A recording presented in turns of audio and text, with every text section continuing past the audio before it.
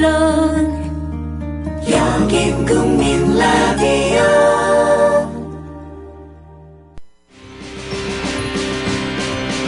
국민TV 국민라디오 18시간 투개표 특별방송. 풀뿌리 민주주의 당신의 손으로.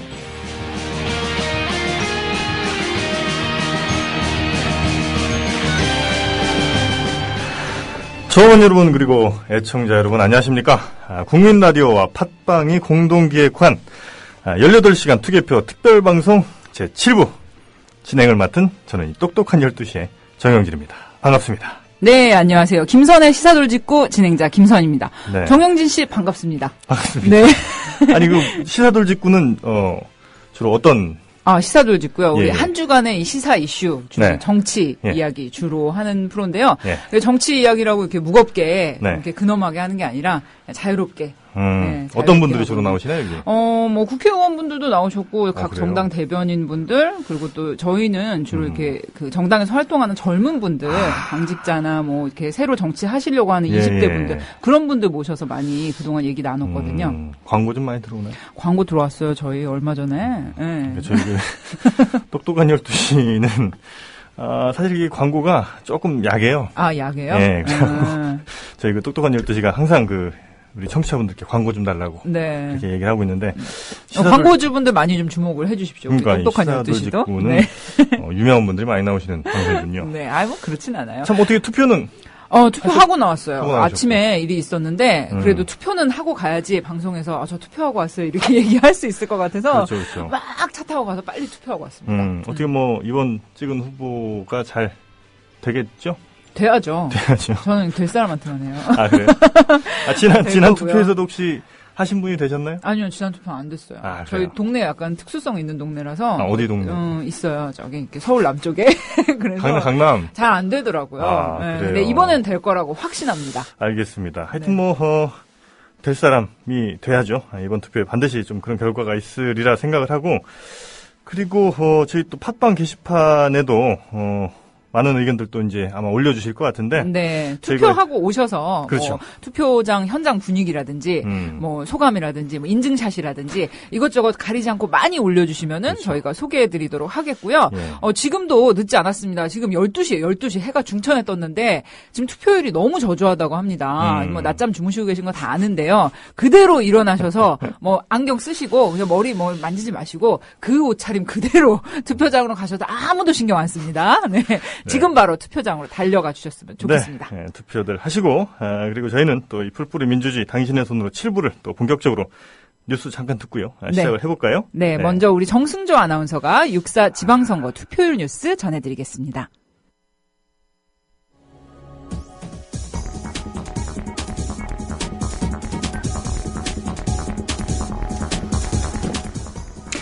중앙선거관리위원회는 오늘 오전 11시 현재 18.9%의 투표율을 보였다고 밝혔습니다. 이 같은 투표율은 2010년 지방선거 당시 같은 시간대 투표율 21.6%보다 2.7%포인트 낮은 수준이고 2012년 총선 때 동시간대 투표율 19.6%보다 0.7%포인트 낮은 것입니다. 박근혜 대통령은 오늘 오전 투표소를 찾아 참정권을 행사했습니다. 박 대통령은 오늘 오전 9시쯤 청와대 인근 서울 농학교 강당에 마련된 청운효자동 1투표소를 찾아 투표했습니다. 천주교 서울대교구장 염수경 추기경은 오늘 명동 1투표소를 찾아 투표했습니다. 그는 투표 직후 기자들과 만나 모든 국민이 투표를 했으면 좋겠다면서 국민이 나라를 위해 국가를 위해 일할 사람을 뽑기 위한 자신의 권리를 잘 행사했으면 좋겠다고 말했습니다. 대구 지역에서 모 양로원 거주 노인들이 미신고 차량을 이용해 투표소로 이동했다는 신고가 접수돼 지역선거관리위원회가 경위 파악에 나섰습니다. 이에 대해 투표소에 있던 정당 참관인이 이의를 제기했고 선관위 관계자가 현장에 출동해 미신고 차량을 이용한 경위를 조사하고 있습니다.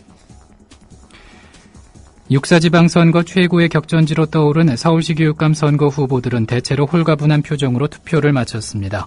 조희연 후보는 오전 8시쯤 정장 차림으로 부인과 함께 구로동 오류동, 구로구 오류동 성공회대에 설치된 투표소를 찾았고 이상면 후보는 오전 10시쯤 관악구 낙성대동 1투표소에서 소중한 한 표를 행사했습니다. 6.4지방선거일인 오늘 전국이 대체로 흐리고 경상도와 제주에서 비가 오겠으나 낮부터 소강 상태에 드는 곳이 있겠습니다. 낮 최고 기온은 19도에서 29도로 어제보다 높을 것으로 보입니다. 지금까지 간추린 뉴스였습니다.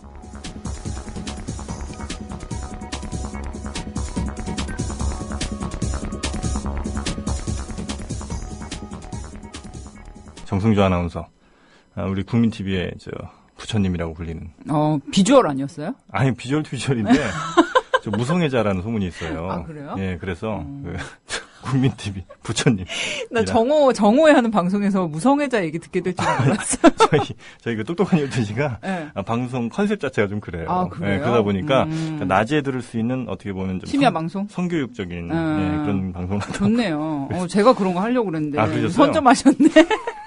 네, 아무튼 우리 예. 국민TV의 비주얼 겸 이제 뭐 그렇죠. 성품은 부처님, 정승주 예. 아나운서의 뭐 이제 투표율 관련한 뉴스 잘 들어봤고요. 우리 성불하셔야 게시판도 지금 네. 뭐 여러분들이 막 게시판 많이 올려주고 계세요. 그렇습니다. 도박사님 오셨습니다. 추석 교통방송 분위기네. 네, 맞습니다. 특별방송.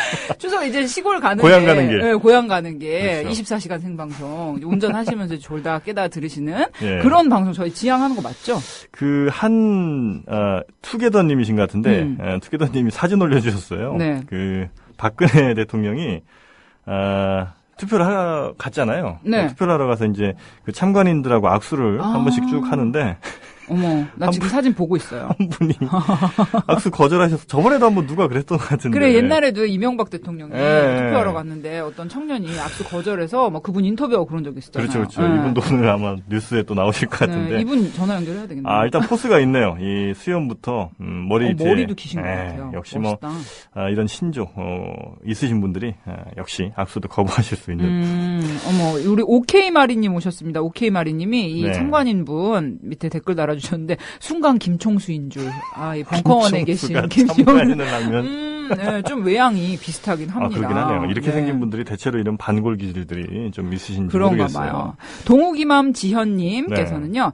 그놈이라고 투표하지 않으면 그놈들 중에 제일 나쁜 놈들이 다 해먹는다.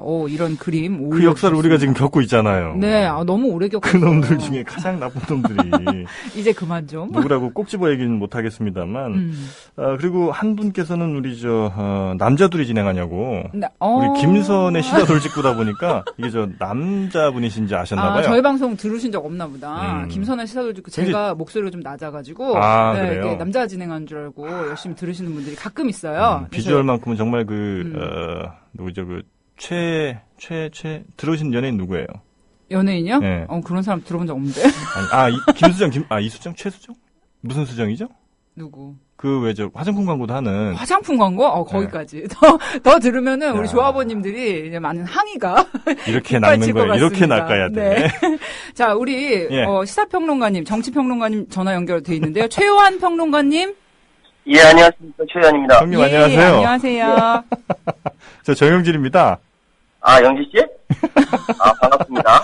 여기서 또 평론가로 연결하기는 상당히 좀 어색하네요.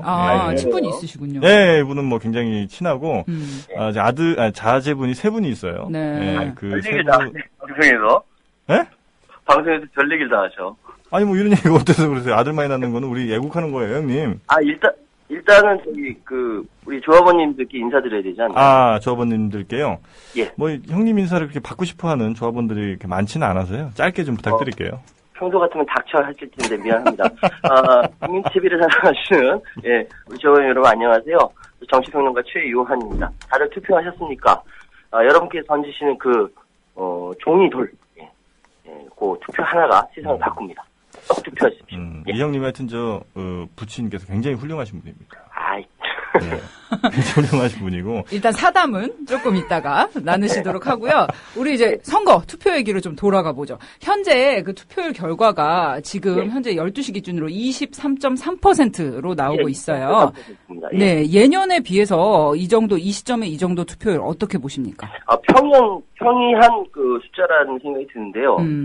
좀 생각해야 할 부분이 사전투표 제가 도입된 전국적인 사전투표제가 처음 도입되면서 상당히 많이 사람들이 투표율이 올라갈 것이라고 기대했거든요. 네네. 그러니까 뭐 어떤 사람은 60%를 넘을 것이다 뭐 이렇게까지 이야기를 하는데 사실 사전투표제가 도입되면서 저같이 이렇게 좀 새로운 것에 대해서 좀 호기심 많은 사람들 먼저 이게 뭐지 하고 가서 투표하는 사람들 이런 사람들하고 네.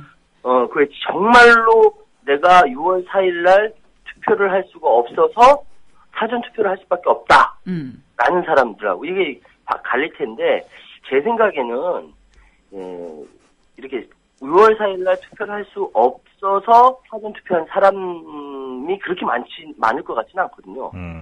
그래서 대체적으로 전문가들의 의견을 들어보니까 한 50% 후반대에 60% 전후로 해서 끝나지 않을까. 왜냐하면 현재 12시 결과로 23.3%니까 다른 그 결과들도 비슷하거든요. 이전에 있었던 투표율을 비교했을 때는 예년과 비슷한데 단 사전 투표제로 인해서 약 5에서 6% 정도 상승 효과는 있겠다. 이렇게 이야기할 수 있겠습니다. 그래요. 우리 최현 평론가님. 예. 오늘 좀 공부 안 하고 나오셨죠? 예, 공부 못했어요. 그렇죠. 예. 원래 이 시간에 제가 나올 시간이 아닙니다. 예. 아직 그 활동하실 시간이 안 되셨나 봐요.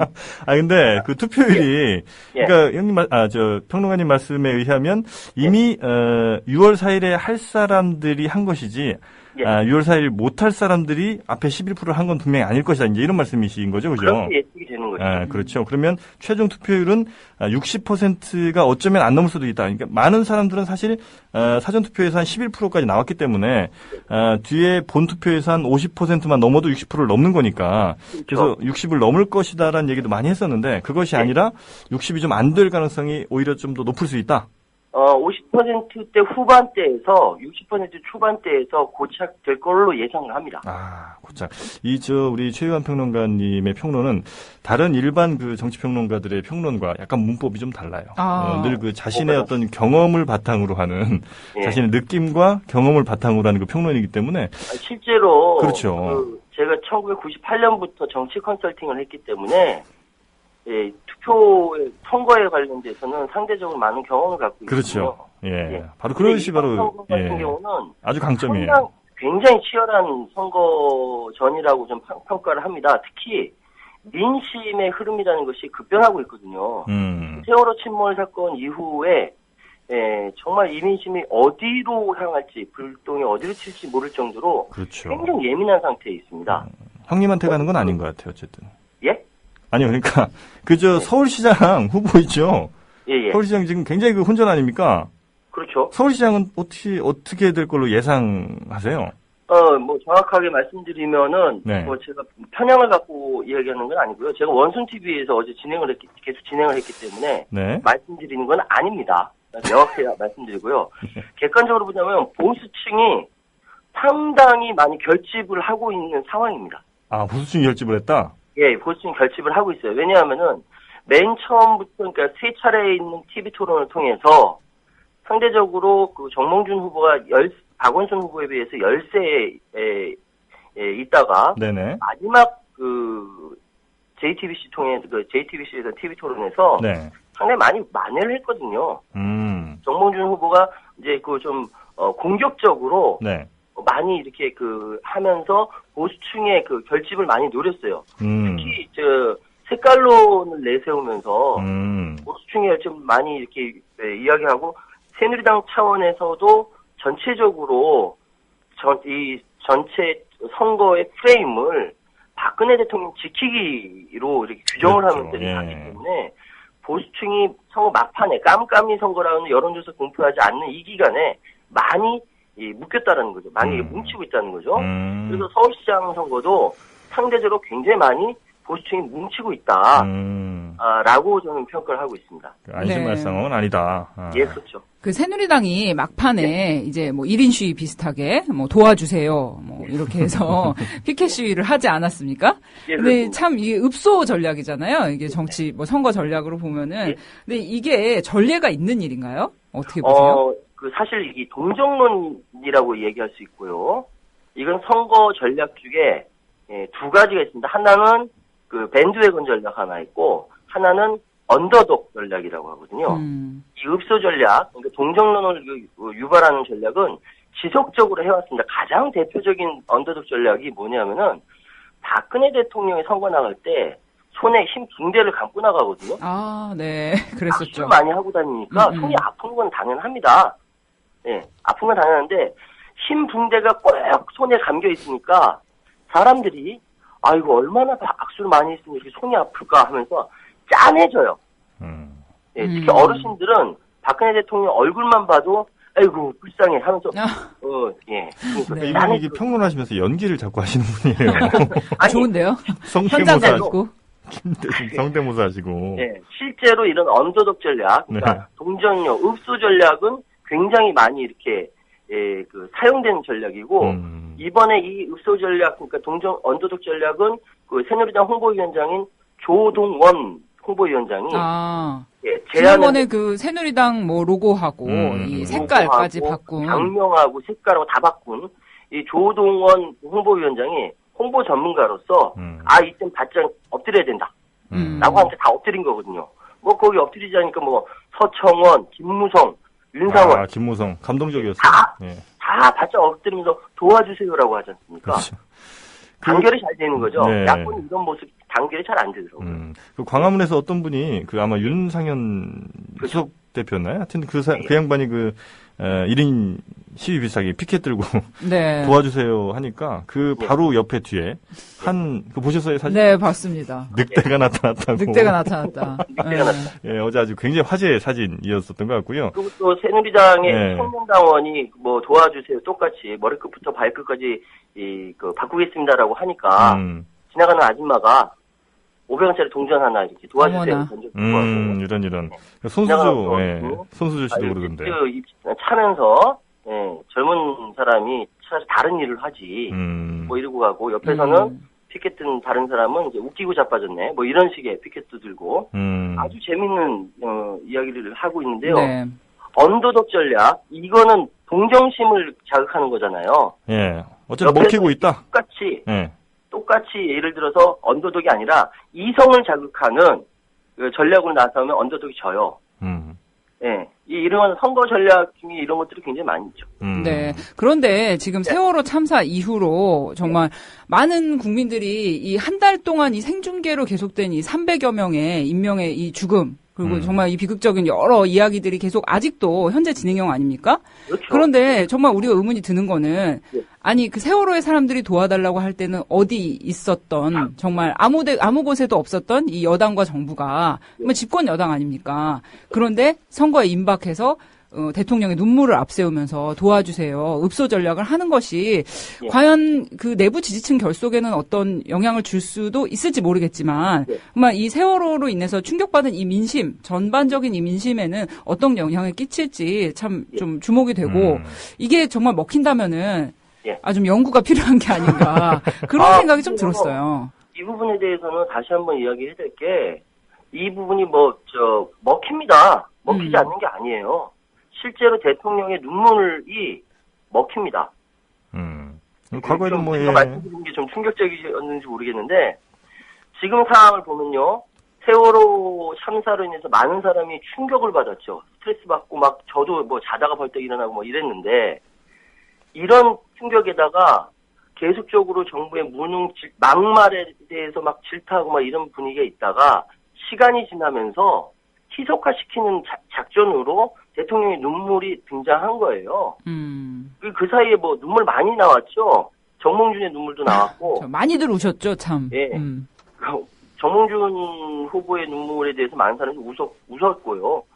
남경필, 많은 사람들이 눈물이 등장했는데 가장 효과적인 눈물은 박근혜 대통령의 눈물이에요. 이거 먹힙니다, 사람들한테. 왜냐하면 우리나라 아직까지의 의식 구조가 대통령에 대한 인식이 일반 민중들의 신분호권이 아니라 국민들의 신분호권이 아니라 왕처럼 떠받들거든요. 그만큼 조선시대 왕만큼 권한도 세지만요. 그렇기 때문에 이런 인식이 깨지지 않는 한 대통령이 눈물까지 흘렸다. 눈물을 닦아주자. 이런 프레임, 이런 효과가 있는 거죠. 상당 부분, 예, 맞습니다. 예, 민주주의를 제대로 공부하고 제대로 교육시켜야 이제 된다. 교육감 선거가 그렇게 중요한 거예요. 네. 그래서 하여튼 우리 평론가님. 예. 하시고 싶은 말씀 많으시죠, 지금? 엄청 많아요. 네, 시간이 충분히 있으니 좀만 좀 참아주시고요.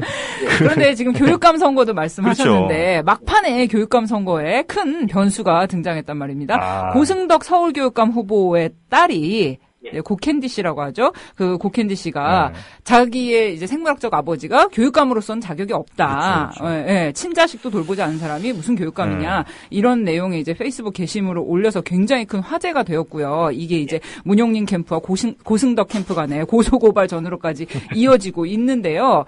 이게 저도 이제 아이 엄마라서 교육감 후보에 관심이 많은데 이게 이제 카톡으로 구전이 엄청 돌더라고요.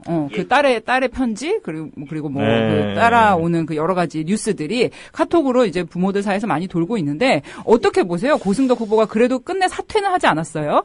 이 그렇죠. 딸의 편지와 그 문용린 후보와의 이런 공방이 보수표를 좀 양분시키고 어떻게 좀 진보 쪽 후보에도 영향이 있지 않을까요? 영향은 있는데요. 제가 좀 냉철하게 생각하면은 고승덕 대 문용린 대 고승덕의 싸움에서 조희연 후보, 그러니까 그 민주 단일 후보로 일컬어지는 조희연 후보가 배제되는 현상이 벌어졌어요. 왜냐하면은 선거라는 거는 인지도가 있고 인지도가 있어야 지지도가 가는 거거든요. 사람들이 알아야 지지를 할 수 있는 거거든요. 네, 그렇죠. 근데 조희연 후보가 지금까지 3등을 하고 있다가 계속 아들의 편지를 통해서 계속 인지도가 쌓아지면서 지지율이 올라갔지 않습니까? 근데 막판 가가지고 문용린 대 고승덕 대 문용린 대결로 가면서 오히려 조희연 후보 입장에서는 사람들의 구전 효과에서 배제되는 현상이 났습니다. 그런데 문제는 어차피 이 교육감 선거에 대해서는 학부모들의 투표 양태가 보수적으로 투표를 좀 합니다. 보수적으로요. 그건 사실이고요. 이 보수적인 신성을 갖고 있는 교육에 관해서는 보수적 신성을 갖고 있는 학부모들이 세월호 참사와 함께 가정사를 들먹이는 이 여러 가지 지저분한 선거판을 보면서 아니다라고 판단할 수 있는 충분한 개연성은 있고요. 그런 개연성 가운데 조희연 후보가 막판 많이 따라가는 부분이 있기 때문에 계속적으로 아들이 또 2탄 영상도 올리고 하면서 많이 따라간 상황이기 때문에 정말 이 교육감 선거는 알 수가 없는 상황까지 나거든요. 이 교육감 관련해서는 멘트가 괜찮았습니다, 형님. 예, 이번 거가 가장 괜찮았던 것 같습니다. 그래요? 예, 하여튼 그래서 이 고승덕 씨 장녀가 지금 국민 장녀가 됐어요, 사실. 영웅이 됐고. 근데 좀 짠해요. 예, 그러니까 고씨. 예, 그렇죠. 사실 그 가정사까지 이렇게 선거에 나올 일은 아니었던 것 같긴 한데, 하여튼. 그리고 어제 유세에서 고승덕 씨가 마이크에 대고 손을 번쩍 흘리면서 미안하다 이랬는데. 절규를 했죠, 절규했어. 예, 절규를 했는데 고승덕이 절규를 많이 돌아다니고 그거 패러디하는 것도 많이 나왔는데 정말 미안하면 미국에 전화해가지고 미안하다고 해야죠. 그러게요. 근데 선거에 나오시는 분들이 대체로 보면 직접 얘기하고 싶진 않은 모양이더라고요. 늘 보면 나와서 이렇게 눈물을 흘리시고 정몽집 후보 같은 경우도 역시 짜내는 그런 모습들을 우리한테 좀 보여줬는데 여튼 오늘 그 서울 교육감 선거도 또 아주 중요하게 치러질 테고 또 서울시장 역시 마찬가지고요. 혹시 그 외 지역 예를 들면 경기도 같은 경우는 좀 어떻게 보세요? 김진표 후보가 사실 남경필 후보와 맨 처음 시작을 할 때는 시체 말로 잽이 안 됐거든요. 그럴 수밖에 없었던 것이 소위 얘기하는 그 진보 진영 쪽에서 김진표 후보에 대해서 바라보는 시각이 곱지 않았습니다. 지난 노무현 정권 때의 경제부총리로서 행했던 여러 가지 정책적 대안들이 사실 마음에 들지 않는 부분들이 많이 있었던 것이죠. 그런데 이것이 이제 그 1대1 대결 구도가 고착화되면서 그럼에도 불구하고 야권에 힘을 몰아줘야 된다라는 의견이 많았기 때문에 현재는 이제 치열하게 박빙의 승부를 펼치고 있는데요. 네. 여기서 많은 이제 그 이슈들도 있고, 뭐 남경필 후보의 제주도 땅 문제라든지 뭐 이런 거 있지만, 실제로 경기도민들이 느끼는 바의 그 실제적인 그 정책이라고 얘기한다면, 보육교사에 대한 공무원화, 준공무원화죠. 이 정책이 상당히 많이 영향을 미칠 거라는 생각하거든요. 왜냐하면은 실제로 보육교사에 대해서 신경을 쓸 수밖에 없는 20대, 30대 엄마들, 그리고 정작 당사자인 보육교사와 그 가족들, 이게 그 굉장히 큰 차이를 보일 수 있는 여건이 되고 있습니다. 그렇기 때문에 이것이 그래서 이제 예민하기 때문에 남경필 후보 측에서 굉장히 그 반응을 예민하게 했던 것이고요. 이것도 김진표 후보도 보육교사의 공무원화 정책에 대해서도 굉장히 자기가 총리 때 교육부 총리 때부터 굉장히 고민 많이 했던 공약이다. 이렇게 얘기했던 건데 어쨌든 이슈는 먼저 터뜨리는 사람이 유리하거든요. 그것이 이슈화 됐기 때문에 사실상 그 이유로 많이 따라가는 것이긴 하지만 네.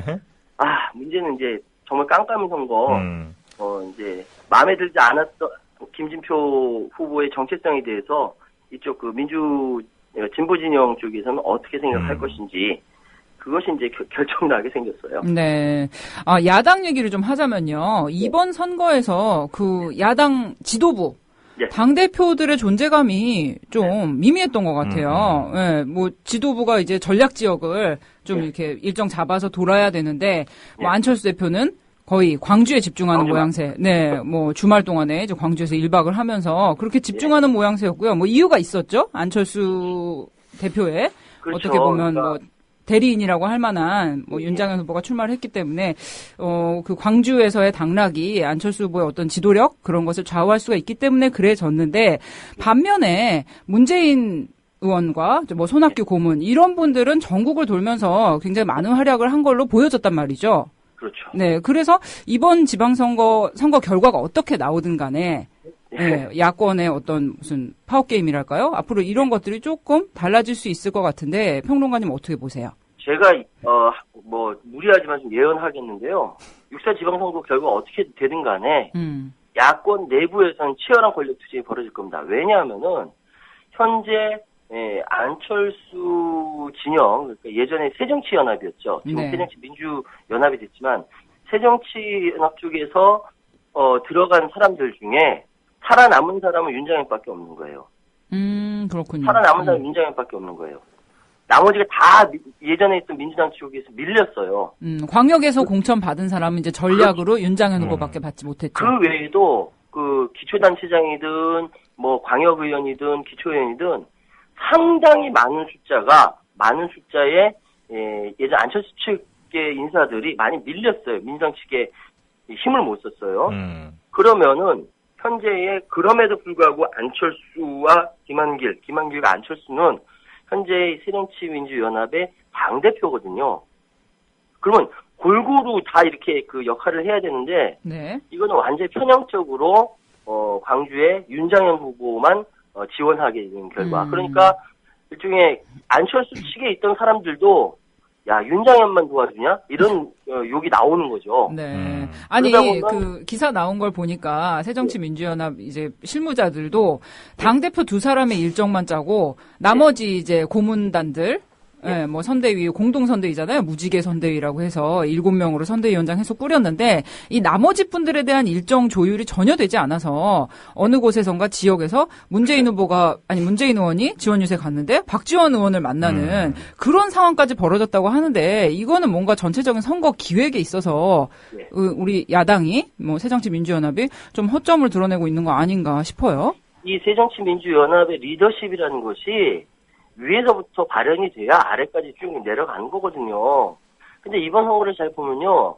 만약에 세월호 참사가 없었으면은 새정치민주연합은 당 존재감조차 없을 뻔했어요. 그나마 이런 일 때문에 반발을 그러니까 쉽게 얘기해서 정부 여당에 대해서 견제하겠다라는 민심이 그나마 있는 야당을 도와주는 것뿐이지 실제로 이런 식의 리더십은 선거 끝나면 틀림없이 탈이 납니다. 그래서 제가 예언하겠다는 게 이번 선거 끝나고 야권 내 엄청난 권력 투쟁이 벌어질 거예요. 그래서 안철수 대표에 대한 정치적 책임도 물을 거고 안철수, 김만길 두 대표에 대해서 이제 불시민 운동도 벌어질 것이고요. 지금 선거 때문에 얘기 않고 있지만요. 선거를 성공적으로 이끌더라도 역시 마찬가지로 그런 책임론이 불거진다.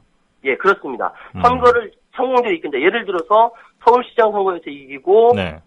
경기도지사 선거에서도 이기고, 나머지 다 이긴다라고 할지라도, 부산에서도 이긴다, 김부겸 후보가 잘해서 대구에서도 이긴다 할지라도, 네네. 당 내부에서 안철수, 김한길의 리더십이 야당의 리더십으로서 적합하지 않다라는, 그 불시민 운동이라든지 이런, 치열한 권력 투쟁이 네. 조만간 벌어질 거다. 저는 이렇게 생각하고, 왜냐하면은 지금까지 야당이 걸어온 역사, 야당이 걸어온 아이덴티티하고 이 두 사람이 가지고 있는 아이덴티티가 달라요. 특히 김한길 대표 같은 경우는 굉장히 꾀돌이긴 하지만 김대중 대통령을 모셨던 사람임에도 불구하고 지금까지 보였던 야당의 모습을 보여주지 못하고 있단 말이죠.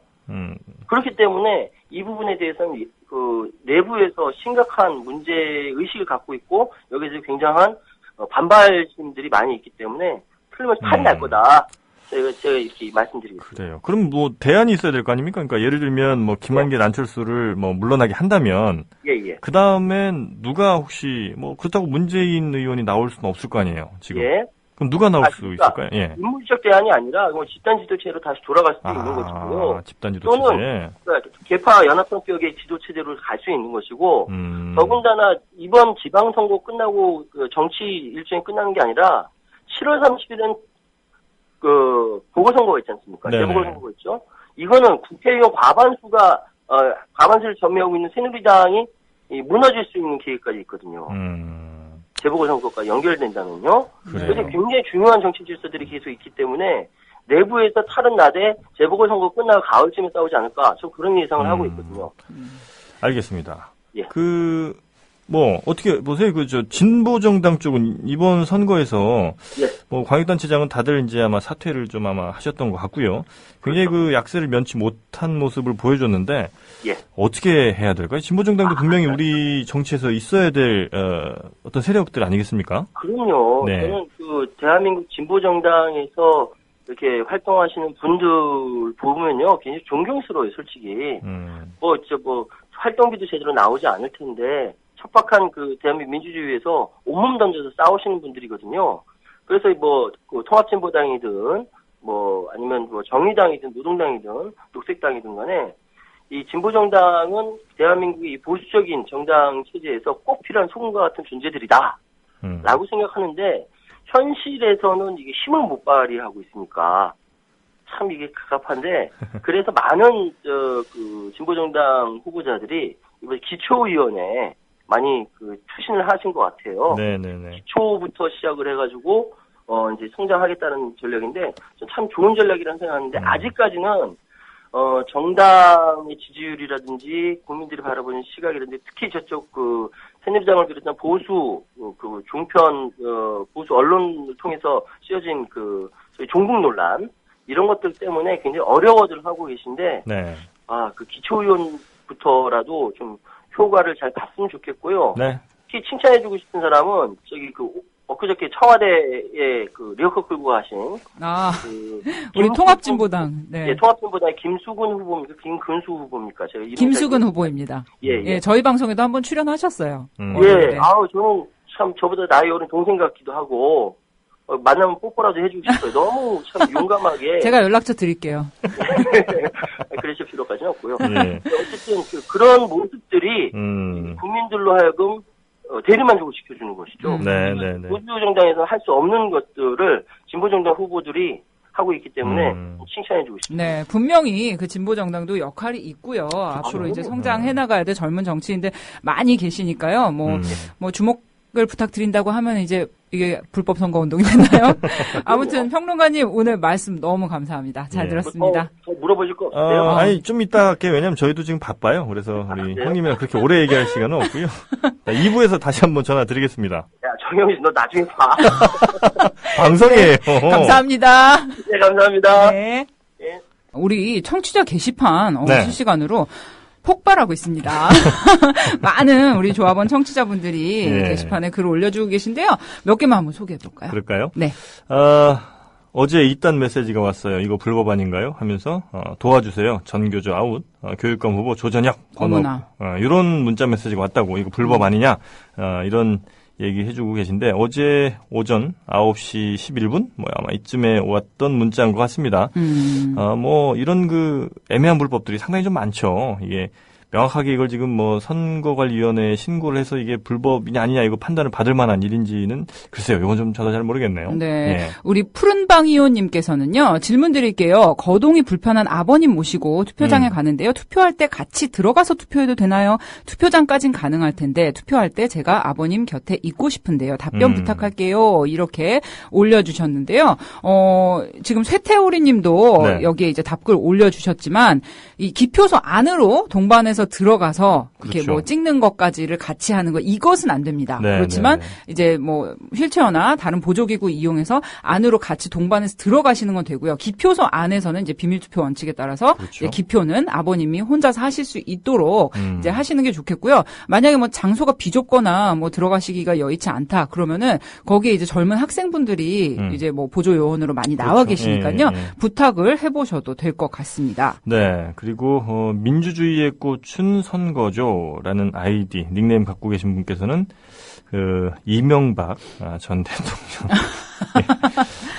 참 친근한 사진을 또 올려주셨어요. 투표하시는 사진. 네. 정말 이분 전 볼 때마다 참 그래도 마음이 좋아요. 저는 행복하고. 네. 행복해요. 이분 사진을 보고 투표를 하러 가시면 되겠습니다. 예, 투표의 의욕을 북돋우는 우리 이명박 전 대통령님 내외의 사진 봤고요. 이분 요즘 뭐 하시나 모르겠네요, 진짜. 그러니까요. 통 소식이 없으시다가 이렇게 그러니까요. 또 투표도 하러 오시고 말입니다. 이렇게 조용한 전 대통령도 사실 그렇게 많지 않았던 것 같은데, 가끔 제가 이제 사무실, 이제 청계재단 사무실에 가신다는 얘기는 제가 한 번씩 듣고는 있어요. 출근은 또 하시는군요. 예, 소일 삼아. 무슨 일을 꾸미는지는 모르겠는데, 하여튼 또 청계재단이 또 돈이 꽤 있잖아, 이게. 네, 그렇죠. 그리고 빨리 이제 장학금 뭘 줘야 되는데 그걸 안 주고 있어갖고. 기다리고 있습니다. 네, 장학금 좀 주세요. 많은 학생들이 기다리고 뉴스에서 있습니다. 좀 청계재단 장학금 소식 좀 접하고 싶고요. 우리 아프리카님께서는요.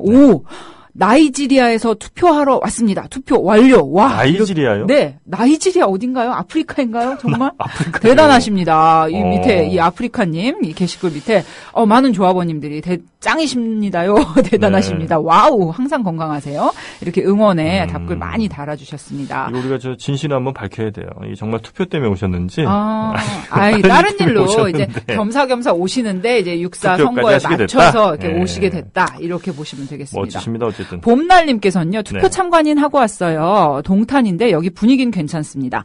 다른 곳도 좀 더 독려하고 꼭 이겼으면 좋겠어요. 저는 사전 투표를 했는데 네. 다시 가보고 확인하겠습니다. 미개한 정보를 두니 몸이 피곤하네요. 네. 제가 고생하십니다. 나이지리아에서 나이트클럽에 갔다는 사람 얘기를 좀 들었는데요. 네. 나이지리아 나이트클럽에 가면 어둡잖아요. 그래서 그렇죠. 이게 치아만 보인다고. 아. 이 깜깜한 데서 치아로 이 이성을 확인해야 되는 그 어려움, 이런 것들에 대해서 색다르겠네요. 토로하시는 분들도 계셨습니다. 재밌겠네요.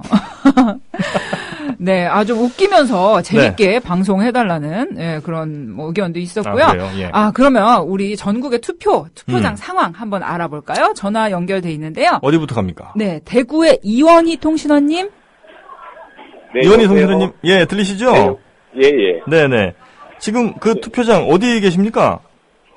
예, 안녕하세요.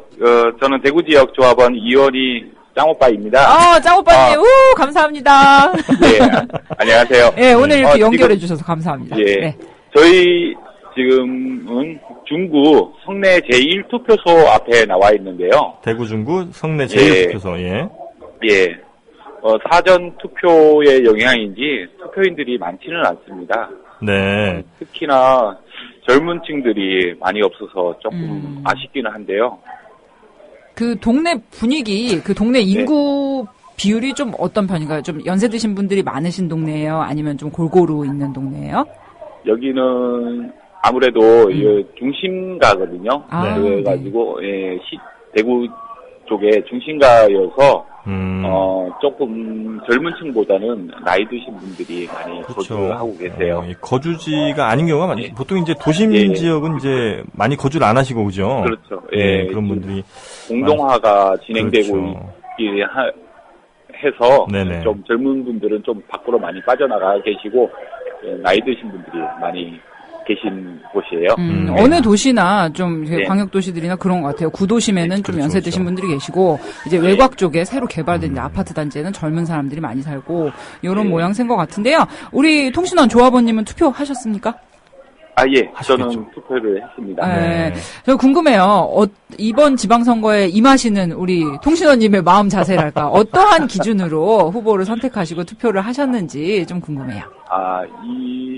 이것이 많은 대구 지역에는 특히나 여당의 강세 지역이긴 한데요. 네네.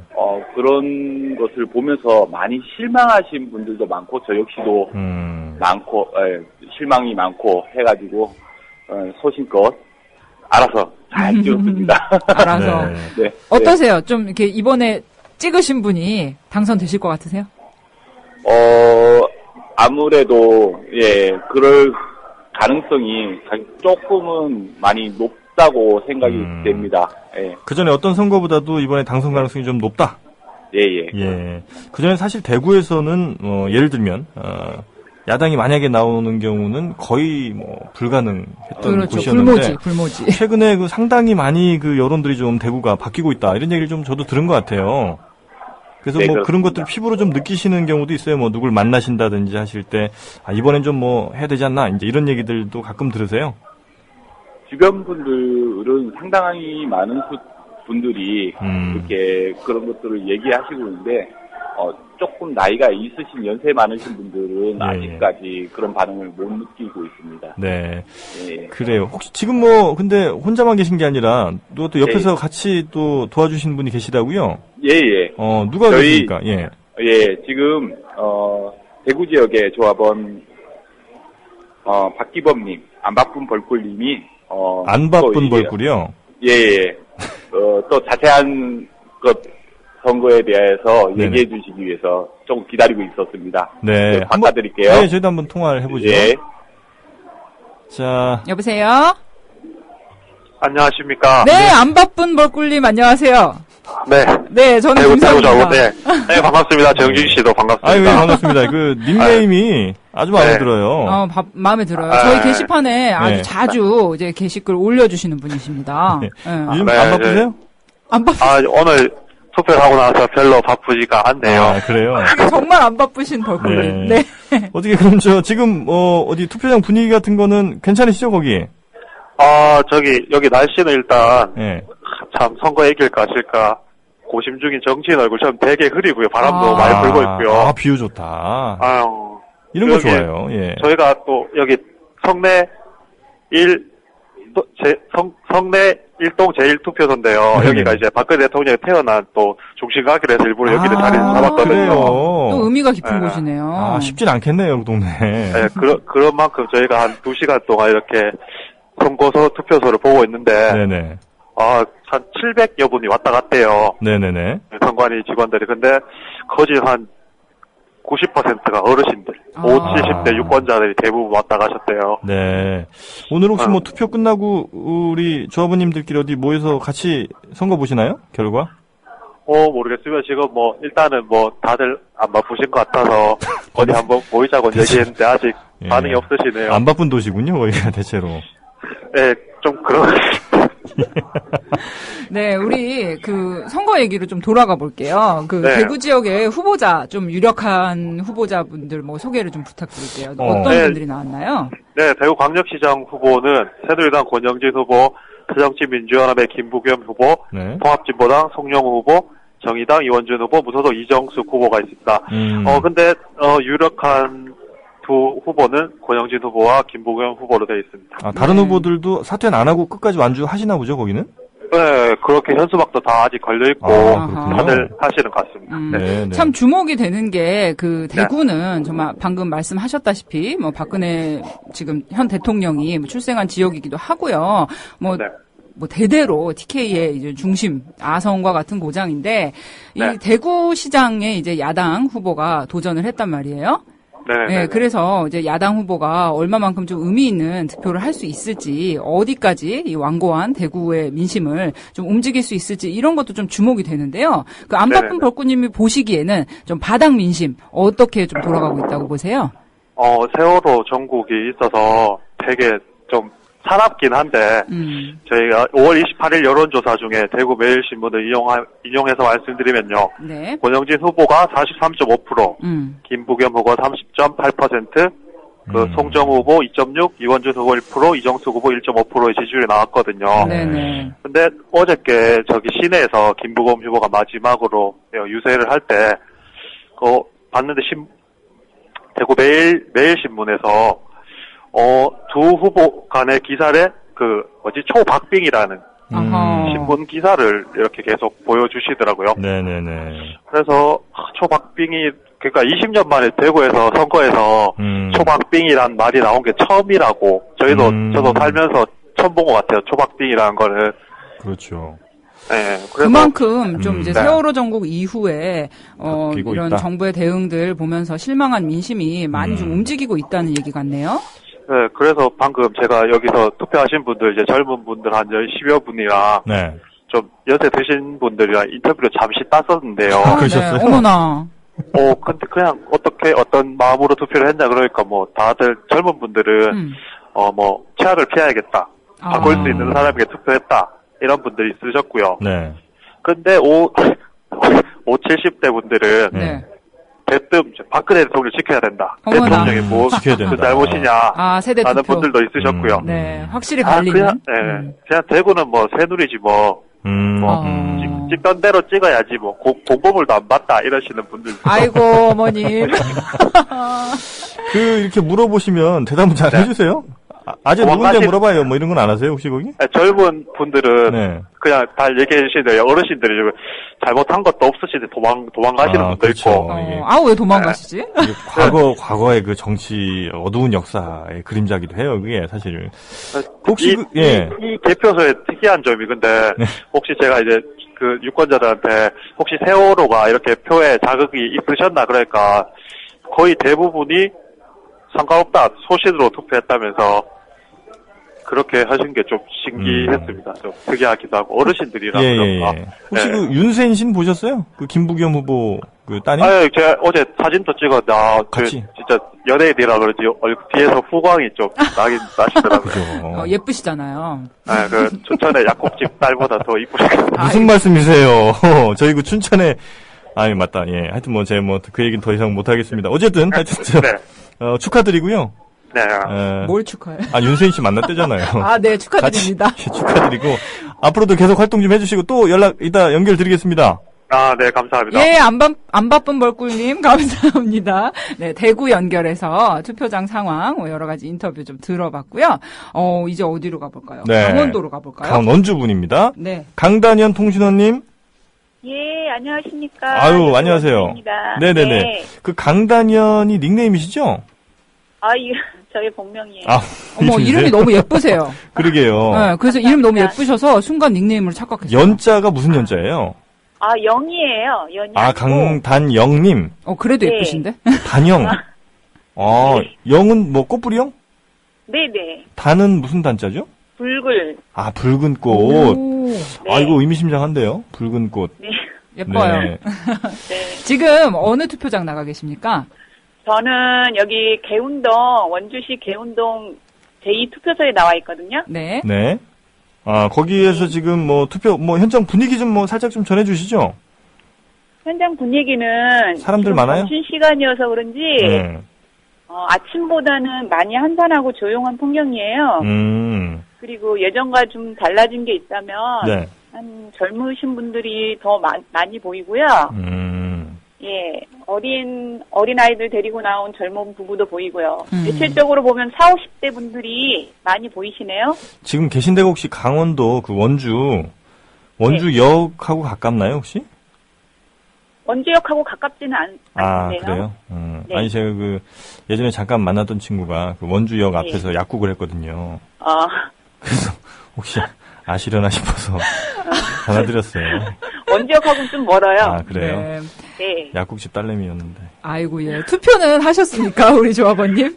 네, 저는 아침에 가서 했어요. 네. 저희 남편하고 같이. 좀 어떠세요? 거기 나오신 후보자분들은 뭐 어떤 공약을 주로 많이. 누구 나오셨어요, 참에 원주에는? 여기 광역 반체장으로는요. 예. 새정치연합의 지금 현 최문순 진사와 그리고 새누리당의 최흥집. 그렇죠. 후보가 나오셨거든요. 네. 그리고 자치단체장은 현 새정치연합의 원창무 후보하고 새누리의 원경무 후보가 나오셨어요. 성함이 좀 헷갈릴 것 같아요. 네. 네. 두 분이 좀 친척이라고 그런 것 같은데요. 둘이서요? 네. 친척분들이 출마하신 분 있었어요. 그래요? 네. 그렇게도 하시는구나. 전년도에도 이 두 분이서 맞대결을 하셨다고 하더라고요. 그럼 현 시장은 누구예요? 지금 현 시장은 새정치연합의 원창목 씨요. 그러시고, 그리고 이제 새누리에 다시 이제 재도전을 친척들끼리 이제 하시는 거예요? 네. 강원도는 참 여러 가지 큰 이슈들이 좀 있잖아요. 이제 평창 동계올림픽도 있고, 여러 가지 뭐 개발 사업과 관련돼서 그 후처리 문제들도 있는데, 그래서 이제 현 최문순 지사와 그리고 이제 도전하고 있는 뭐 후보와 간에 이렇게 만약에 좀 이제 최문순 후보가 뭐 안 될 경우에 어떤 뭐 평창 올림픽 준비와 관련된 차질이 있을지도 모른다. 좀 요런 논리가 좀 뭐 힘을 얻고 있고 또 그래도 뭐 추진을 하려면은 뭐 여당이 뭐 지사를 해야 한다. 뭐 이런 얘기도 있어요. 근데 그 강원도 분들은 그 평창 올림픽과 관련해서 이런 도지사 선거에 어떤 의견들 많이 갖고 계세요? 평창 동계올림픽이 지금 제가 보기에는 강원도의 가장 큰 이슈가 아닐까 생각이 되는데요. 제 주위 분들을 보면은 그래도 좀 계속 추진하셨던 분이 하는 게 낫지 않을까 그런 생각들을 많이 가지신 것 같기도 하고요. 그러시군요. 근데 그거 좀 너무 뭐 예를 들면 알펜시아라든지 뭐 이런 데가 좀 부채 규모가 좀 크다 뭐 이래서 좀 강원도한테 너무 부담되는 거 아니야 이런 얘기들은 별로 없으세요? 예, 그런 얘기는 별로 없고요. 그래요? 예. 알겠습니다. 지금 보면 두 분이서 보면 초박빙 접전으로 나오거든요. 그렇죠. 대결이? 예. 예, 그래서 어느 분이 더 유리하다, 뭐 떨어진다 이런 얘기는 끝까지 지켜봐야 알 것 같습니다. 그렇죠. 선거가 요즘은 항상 그런 것 같아요. 이게 뭐 여론조사니 뭐니 많이 이제 자료가 나오고 뭐 뉴스에도 나오지만 정말 까봐야 아는 것이 결혼은 이제 식장에 들어가 봐야 아는 것이고 이제 선거는 이제 까봐야 아는 것이 선거가 아닌가 싶습니다. 우리 통신원님은 투표하셨습니까? 예, 저는 아침에 했어요. 네. 알겠습니다. 하여튼 그 투표소 잘 지켜주시고요. 저희가 또 틈틈이 또 연락드리겠습니다. 네. 이따가도 또 분위기 잘 전해주시고요. 네, 알겠습니다. 고생 많으셨습니다. 감사합니다. 감사합니다. 네, 감사합니다.